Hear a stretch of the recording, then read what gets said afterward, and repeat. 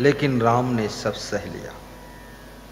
राम का एक सुंदर स्वभाव था कि राम मुस्कुराकर सब सह लेते थे। मुस्कुराकर सहना। राम ऐसा नहीं कि कभी कभी मुस्कुराते थे, हमेशा खुश रहते थे। कृष्ण भगवान हमेशा हंसते थे। कोई विशेष परिस्थिति में व्यक्ति मुस्कुराता है तो वो तो अलग बात है, लेकिन जिसका स्वभाव ही है मुस्कुरा के रहना, खुश होके रहना, हंस करके रहना, और जिसमें मुस्कान का स्वभाव है परमानेंट, तो समझ लेना उसके ऊपर राम का विशेष प्रभाव है। इसलिए ये स्वभाव। और जिसको हर समय हंसी खुशी रहती है उसके ऊपर कृष्ण का प्रभाव है। और जिसको भयंकर क्रोध आता है, अरे जो बिना विवेक का काम करता है, किसी के कह देने से एक्शन ले लेता है फटाफट, तो समझ लेना उसके ऊपर रावण का प्रभाव है। सुपर्णखा ने कह दिया रावण से कि मेरी नाक गई तो गई, अब अपनी नाक संभालो तुम, और जग में यदि ऊंची नाक नहीं तो नकटा नाम धरा लो तुम। सुपर्णखा ने कहा तो रावण ये भी नहीं पूछता तेरी नाक गई क्यों, पूछना चाहिए ना। लोग कहते हो 4 वेदों का ज्ञाता था, मैं तो कहता हूं उसको वेद तो वेद लवेद भी नहीं मालूम थे। अरे पूछ तो अपनी बहन से कि नाक तेरी गई क्यों, नाक तेरी काटा किसने, और जिसने काटा तो क्यों काटा, और क्यों कटवाने गई वहां। लंका में तेरा घर है, कटवाने इंडियम गई है। अरे डांटो अपनी बहन को, ये नालायक बहन। उसको डांटा नहीं, मूर्ख खुद ही तलवार लेकर निकल पड़ा। फालतू काम करता है। एक साधारण आदमी भर की बुद्धि नहीं है। विभीषण समझाता है तो उसको लात मारता है, मंदोदरी समझाती है उसको डपटता है, और बोलता मैं रावण हूं। कौन कहता तू राम है? रावण है इसीलिए तो समझाना पड़ता है। कितनी स्त्रियों के पति भी रावण बने हुए, पूरे घर में लंका कांड चल रहा है, और मंदोदरी की तरह स्त्रियां सिसक सिसक कर रहे हैं। रावण जैसे पति मत बनो, राम जैसे बनो। मंदोदरी जब रावण को समझाती थी, नाथ लाए हो सीता को हरंगे, तेरी लंका का नक्शा बदल जाएगा। नाथ लाए हो सीता को हर के, तेरी लंका का नक्शा बदल जाएगा।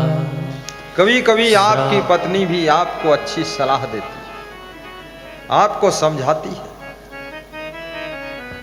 लेकिन तुम्हारा अहंकार रूपी रावण अपनी पत्नी की बात को न सुनता है न मानता है। जब अपनों खास जो लोग तुम्हारे हैं, तुम्हारी पत्नी है, तुम्हारा पति है, तुम्हारा भाई है, तुम्हारा बाप है, तुम्हारी माँ है, तुम्हारी देवरानी जेठानी है, ये जब आपको किसी दुष्कार्य से रोकने लग जाए तो कृपया रुक जाना, अन्यथा विनाश होने वाला है। जरूर रुक जाना। अगर आपकी वाइफ कहती शराब छोड़ दो, फट से छोड़ दो, क्योंकि आपकी वाइफ आपके लिए मायका छोड़ दिया, माँ बाप को छोड़ दिया, भाई बहन को छोड़ दिया, गांव जिला छोड़ दिया, केवल तुमको पति चुनने के लिए। और तुम कैसे कूचड़ पति हो जो उस पत्नी के कहने से शराब नहीं छोड़ सकते, पान पुड़िया तंबाकू बीड़ी सिगरेट नहीं छोड़ सकते। वो कोई ऐसा थोड़े कह रही कि घर छोड़ दो, ना कह रही भोजन छोड़ दो, ना कह रही दूध छोड़ दो, वो तो बोल रही है कि दारू छोड़ दो लल्लू राम।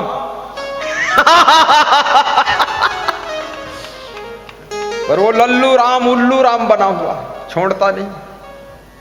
फालतू बकवास, घर को नरक बना रखा। मत पीना, पीना है तो सत्संग का अमृत पान करो, जीवन धन्य हो जाए, मंगलमय हो जाए जीवन। थोड़ी देर में सत्संग विराम भी कर दूंगा, कोई हैरान मत हो। 3 बजा है अभी, 3:13। बहुत लोग सत्संग में आ जाते तो उनको लगता सेंट्रल जेल में फंस गए हो। बहुत दुर्दशा होती है। और फिर मेरे लिए सोचते हैं ये साधु भी बहुत खतरनाक है, उठ के चलो तो न जाने क्या बोल देगा, इसलिए बैठे रहो भाई, डर के मारे बैठे रहते। और मैं बोल भी दूंगा, पूरा मजाक उड़ा दूंगा। क्यों उठे हो तुम, कौन ढेर लगा दोगे? अरे सत्संग में कभी नहीं आए तुम, आज आ गए हो, बैठो मेरे लाल गोपाल बाल कृष्ण भगवान। सुनते रहो सत्संग, ज्यादा सिटिंग मत कर। सब तेरा मैनेजमेंट मुझको मालूम है कितना बुद्धिमान है तू। जहां देखो वहीं सब असफलता लेकर बैठा है, फिर भी यहां चुगुर बुगुर करता है। चुपचाप बैठे रहो बस, कुछ नहीं, जाना ही नहीं।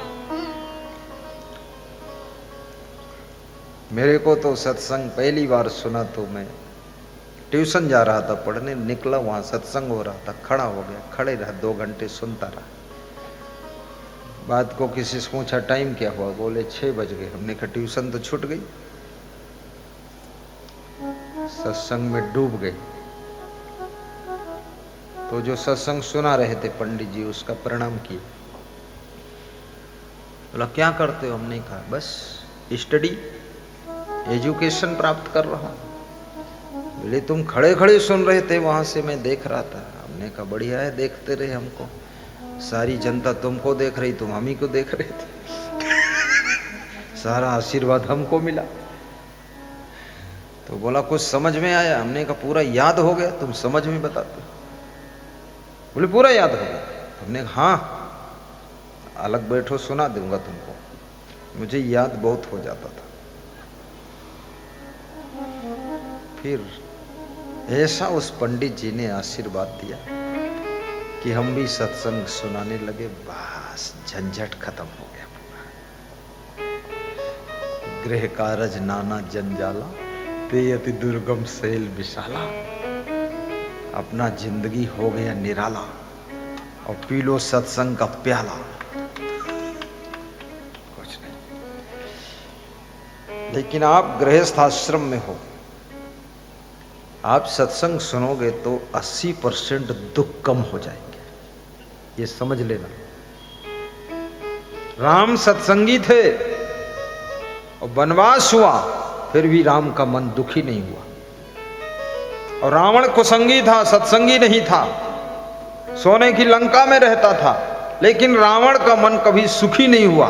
हमेशा टेंशन, चिंता, क्रोध, गुस्सा, दारू, मांस, मछली, भैंसा, यही हुआ।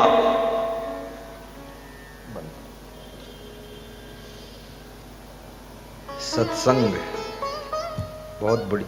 सत्संगत से सुख मिलता है, जीवन का कण कण खिलता है। सत्संगत से सुख मिलता है, जीवन का कण कण खिलता है। सत्संग से क्या लाभ है, यही बात चल रही थी। मत की रति गति भूति भलाई, जब जही जतन जहां जही पाई। सो जानहु सत्संग प्रभाऊ, लो कहूं वेद न आन उपाऊ।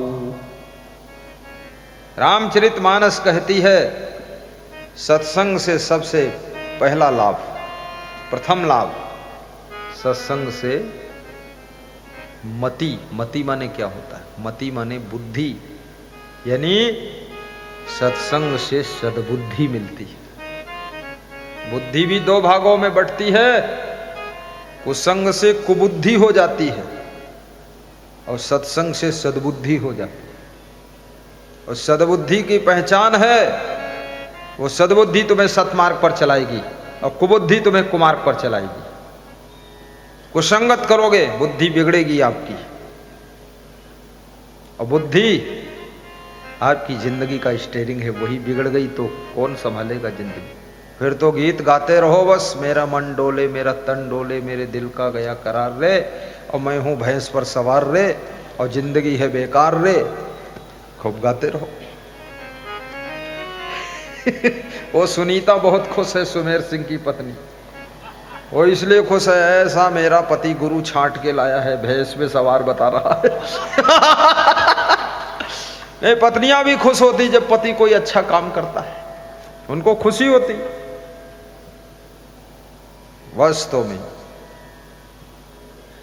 मैं चाठा जागीर आया था। कब आया था? भगवान सिंह रोहिल 2 साल पहले। भगवान हरि नारायण भागीरथ खड़े हो ना। अरे चाठा जागीर वाले सभी खड़े हो जाओ, क्यों इतने? हाँ जय नारायण जी, ये देखो रमेश, अरे बहुत वाह, जिनके घर रुके थे वो बैठे हुए खड़े। अरे ये सब चाठा जागीर। कल इनके गांव में रात को जाऊंगा मैं, और रातों रात गांव से निकल जाऊंगा, मंदिर पे बैठूंगा, मंदिर पे, मंदिर के ऊपर नहीं, मंदिर के पास थोड़ा सत्संग सुनाऊंगा, पूरे गांव का दर्शन करूंगा, समस्त ग्राम के नर नारियों से मिलूंगा, अपने गुरु का आशीर्वाद बांटूंगा, उसके बाद फिर आकर बोड़ा में सो जाऊंगा। बैठो। चाठा जागीर में हम आए थे, उस समय कोरोना का थोड़ा थोड़ा प्रभाव चल रहा था, लेकिन ऐसा लगता है बिल्कुल चाठा जागीर जैसे श्रोता यहां पर भी बैठे हुए। और चाठा जागीर के सब भक्तों ने बोड़ा के कार्यक्रम में बहुत सेवा किया है, बहुत योगदान किया, क्योंकि उन्होंने मान लिया है कि ये गुरु जी मेरे हैं, ये जहां आए वहीं मदद करना है। ऐसा ही मानना चाहिए। गुरु जी तो सबके होते हैं, कोई रिश्तेदार थोड़े, कोई समधी थोड़े हैं जो हमारे हैं उनके नहीं, तो सभी के हैं। तो विधायक साहब के भी है। अब विधायक साहब भले ना माने, लेकिन हैं तो जरूर। सभी के हैं गुरु जी। ये सब इतनी माताओं बहनों, करोड़ों लोगों की जिंदगी के लिए गुरु जी की जिंदगी है। करोड़ों की जिंदगी के लिए, जगत भर की रोशनी के लिए, लिखा है तेरे ही भाग्य में कि तेरा जीवन रहे त्याग में। त्याग में रहना है गुरु को। सादा जीवन, उच्च विचार,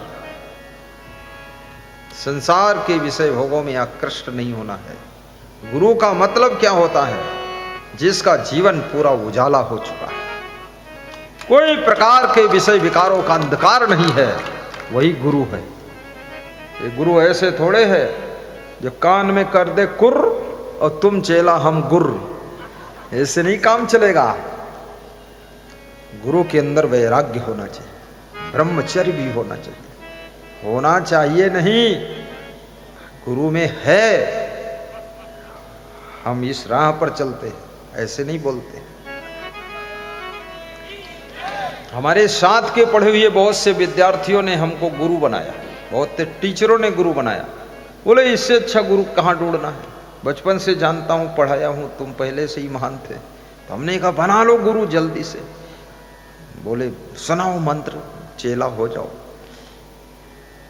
जिसको आपने पढ़ाया है, यदि वो महान संत हो गया तो उसके शिष्य बनने में संकोच नहीं होना चाहिए।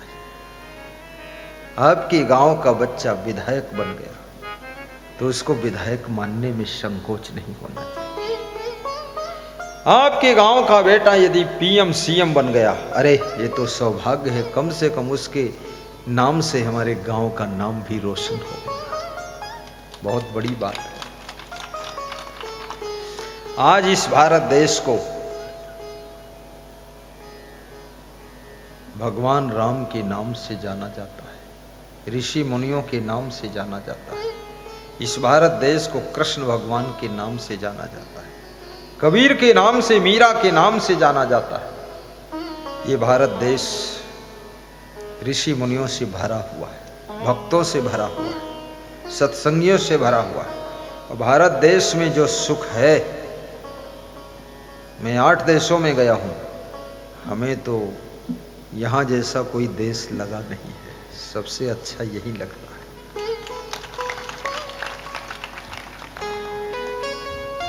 मैं जब जब विदेश गया, मुझे रोज भारत देश की याद आती थी। मैं सोचता था, अरे जल्दी लौटो, यहां कहां फंस गए। ऐसा लगता था फंस गए। हाँ, क्योंकि भारत के देश में जो लोग हैं, यहां प्रेमी लोग बहुत हैं, बहुत प्रेम है और भक्ति भी बहुत है। भारत देश में गौ सेवा, गुरु सेवा, दोनों सेवा खूब होती है, गरीब सेवा भी होती है। और भारत देश में धर्म कर्म को लोग समझते हैं। और मैं सभी माताओं बहनों से, पुरुष बंधुओं से यही निवेदन करूंगा, ये फिल्म देख करके फिल्म की नकल मत करो। मूवी वूवी देख करके उस तरह के कपड़े भी मत पहनो। और ये फिल्म के एक्टर और एक्टरी जो भी करते हैं, इनसे भी निवेदन है, पैसे के लालच में पूरे विश्व को बिगाड़ने की कोशिश मत करो। थोड़ा सभ्यता की फिल्म बनाओ। ये सत्संग करने वाले थोड़े लोग हैं और एक्टिंग कर कर के बिगाड़ने वाले ज्यादा लोग हैं। ये देश का क्या हाल होगा? क्योंकि मनुष्य का मन तो बालक की तरह है, जो उसके सामने परोसोगे उसी को खाना शुरू कर दे। इसलिए ऐसी सरकार का जन्म हो जाए जो कम से कम फिल्मों में भी सुधार कर दे। ये नंगी फिल्में, ये नंगे दृश्य, अश्लील गीत सब बंद हो जाए। बस जो चैनल खोलो, बस भक्ति का मामला है। माता पिता की सेवा की कहानियां, उन पर फिल्म बनाइए। सास ससुर की सेवा की फिल्म बना दीजिए। ये तो फिल्म कोई नहीं बनाता है। ये फिल्म बनती है कि बहू ने सास ससुर को खूब कूटा है, और ये फिल्म देखकर जो बहुएं नहीं कूट पाई वो भी कूट देती है।